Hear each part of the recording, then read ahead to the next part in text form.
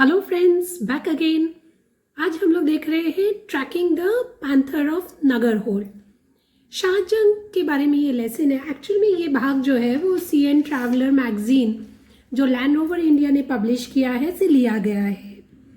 ये शाहजंग जो वन्य जीवन की फोटोग्राफी करते हैं उनके बारे में है। वे इस क्षेत्र में कैसे आए और कैसे उन्होंने वहाँ के स्थानिक लोग जो है उन्हें वन्य जीवन संवर्धन के बारे में प्रेरित किया, उसके बारे में बताता है। तो शुरुआत करते हैं। Shaaz Jung is a wildlife photographer, cinematographer, big cat tracker, man-animal conflict resolution seeker, and lodge owner, all rolled into one. When he is away from the jungles of Nagarhole, officially called the Rajiv Gandhi National Park, he is leading photography safaris in Africa or showcasing his work of art galleries in capital cities and speaking to those interested in conserving the planet's riches. शाहजंग के बारे में बताते हैं कि वे एक वन्य जीवन photographer है, छायाकार है। वे यूजुअली क्या चीते की फोटोग्राफी करते हैं। इंसान और जानवर के बीच जो संघर्ष है उसे कम करने में इनका आप कह सकते हैं एक बहुत ही महत्वपूर्ण स्थान है। और वे एक लॉज के मालिक भी है। ये सारी क्वालिटीज उनमें है। जब वे नगरहोल के जंगल में नहीं रहते हैं, नगरहोल का जंगल मतलब क्या, तो राजीव गांधी नेशनल पार्क, वहाँ नहीं होते, तब वे अफ्रीका में फोटोग्राफी की सफारी कर रहे होते या फिर प्रमुख शहरों की सफारी मतलब शहरों में अपनी जो फोटोग्राफी है उसके प्रदर्शन में व्यस्त होते, या फिर उन लोगों से चर्चा कर रहे होते जो इस वन्य संपदा को बचाने में लगे हुए हैं। Shaz recalls with great clarity the incident that ultimately leads to his answering the call of the felines over a career dedicated to finance. It was somewhere around sunset. We were at a junction. The deer were calling, he says. We went around a blind turn, he continues, and up ahead on the path was this old leopard. तो शाज ये मतलब आप कह सकते हैं कि उसे अच्छे से ये याद है कि उन्होंने इस चिता को, जो चिता के पीछे वो गए थे, वो कैसे पहुंचे। तो उन्हें पहले एक हिरन का आवाज़ सुनाई दिया, तो उन्हें वो हिरन के पीछे भागे कि उन्हें लगा कि हाँ मुझे हिरन को पकड़ना है। और तभी उनके सामने उन्हें ये बूढ़ा चिता सामने नज़र आया।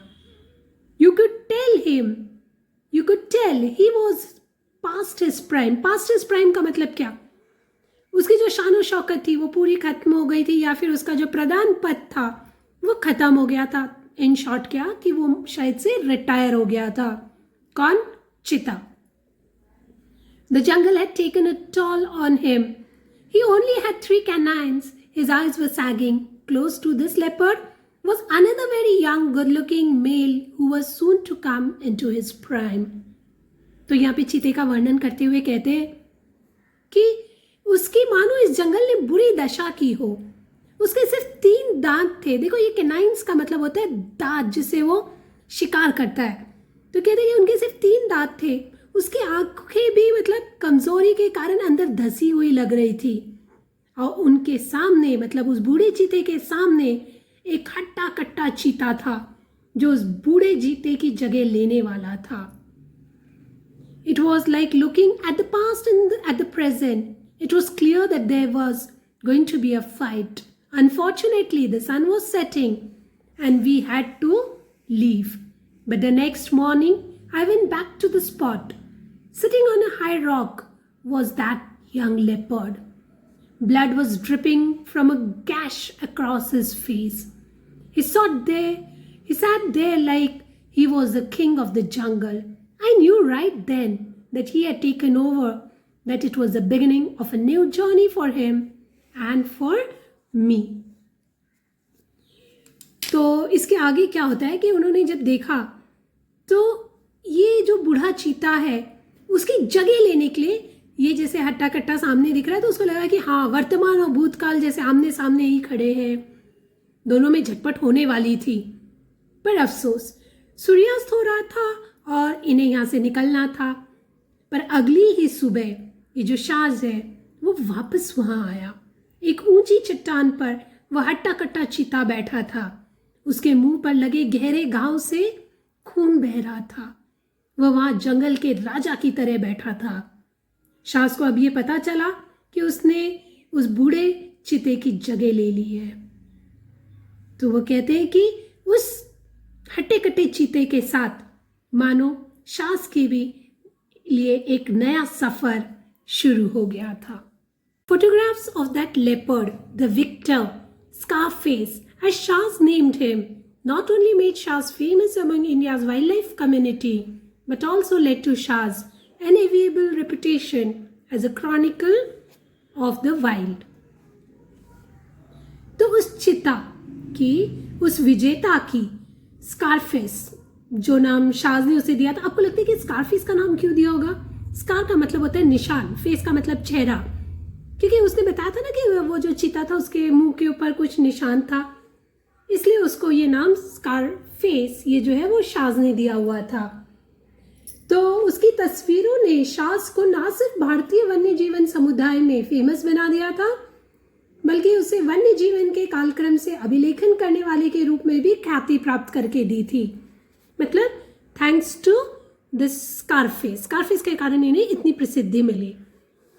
Though my journey of photographing Scarface, I have discovered other leopards, his mates, and discovered his nemesis tigers.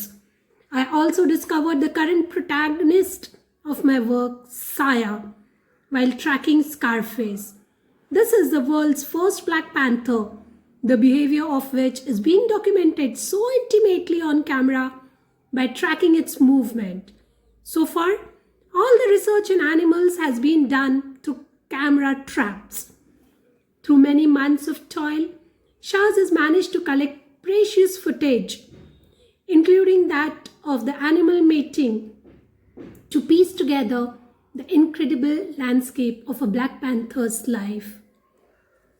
तो शाज कहते हैं, मेरे स्कारफेस की तस्वीरें लेने के सफर में मुझे चीता मतलब उसके दोस्त, चीता उसके दोस्त मतलब किसके दोस्त? चिता के दोस्त, और चिता के दुश्मन मतलब बाघ के बारे में बहुत कुछ पता चला। और मुझे मेरा हीरो, जो हम कहते हैं ना हीरो नायक, जिसका नाम था साया, वो भी मिला। अब साया के बारे में वो बताते, कहते साया विश्व का एकमेव काला चीता है, जिसे मतलब काला चीता जिसे हम लोग तेंदुआ भी कहते हैं। तो उसकी हर एक हालचाल को कैमरे में कैद कर उसका वृत्त चित्र के रूप में प्रस्तुत करना, इसका श्रेय जाता है शाज को। तो शाज कहते हैं कि अब तक का सारा अनुसंधान, संशोधन जो है वो इसी तरीके की तस्वीरों के आधार पर किया जाता है। शाज ने साया की कई महत्वपूर्ण घटनाओं को कैमरे में कैद किया, जिससे उस काले चीते के पूरे जीवन का चित्र हमें मानो साफ साफ पता चलता है। साया, Scarface, and Pardus, the leopard that lost to Scarface, have also led Shaz down a different path of discovery. Learning about them and the loss to their habitat has led Shaz to create the Buffer Conflict Resolution Trust of India. It's an agency that educates villagers who live on the fringe of the forest on the importance of conservation. तो साया, Scarface और ये जो परदूस है, अब ये परदूस कौन है? वो जो बूढ़ा चीता था जो स्कारफेस से हार गया था, वो। तो इन तीनों चीता ने शाज की खोज को एक मानो नई दिशा दी हो। इनके बारे में जानकारी और उनके रहने की जगह मतलब जंगल को जो कुछ नुकसान हुआ है उसे साज ने थोड़ा कम करने के लिए BCRTI की स्थापना की। ये BCRTI एक एजेंसी है जो लोगों को, जंगल के किनारे पे जो लोग रहते हैं, उन्हें जंगल के संरक्षण का महत्व बताते हैं। We are in the heart of the man-animal conflict zone, explained Shaz. There is no specific buffer zone here around Nagarhole. The core area of the forest ends where the fields begin. In dry season, elephant and wild boar incursions into the fields are very common. Older leopards like Pardus who have lost territory in the forest often carry away livestock from villages. This creates resentment among the locals towards the animals, on occasions leading to unpleasant situations. तो जंगल मतलब यहाँ पे क्या हो गया है कि मानव और जानवर के बीच में मानो हम लोग खड़े हैं, ऐसा साच को लगता है। जहाँ नगर होल के पास कोई मध्यवर्ती ऐसी जगह नहीं है, बीच की ऐसी कोई जगह नहीं है कि जंगल जहाँ पे खत्म होता है वहीं से खेत शुरू होता है, या फिर जंगल वहां खत्म होता है जहां से खेत शुरू होता है।